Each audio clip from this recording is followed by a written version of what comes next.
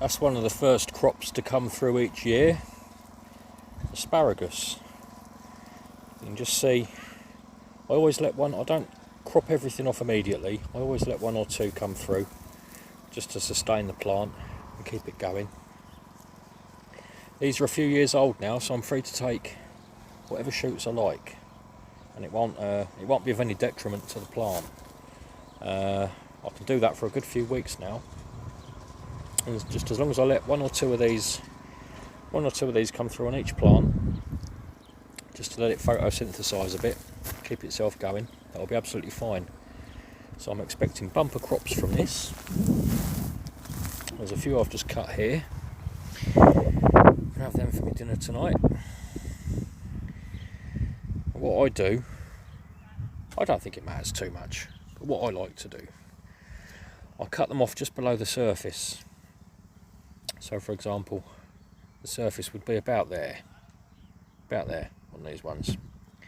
Any nice thin blade, I wouldn't use me bushcraft knife for this, you know, you want a Swiss Army knife or an Opinel or something like that, something nice and thin and slicey.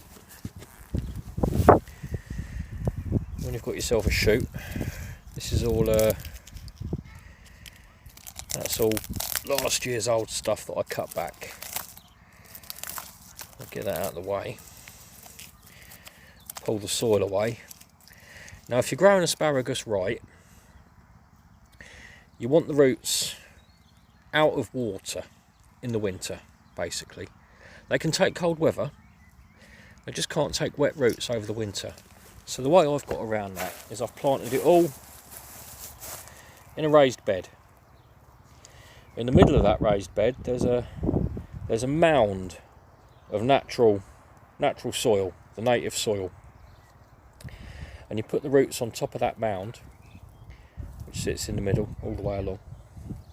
And then you top it up with regular layers of compost manure, whatever you've got. So what you actually end up with, right, there you go. I could probably get down a good 8 inches there before I actually hit the root. You've got all this asparagus poking up through the soil, and it's blanched. It's a bit like people do the same with celery.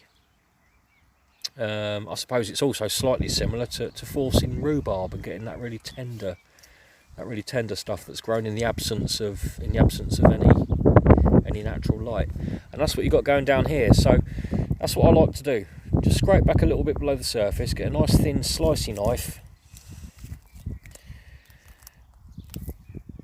and there you go. You've got, that is the sweetest bit. You've got that lovely sweet crunchy blanched bit where it's been out of the sun.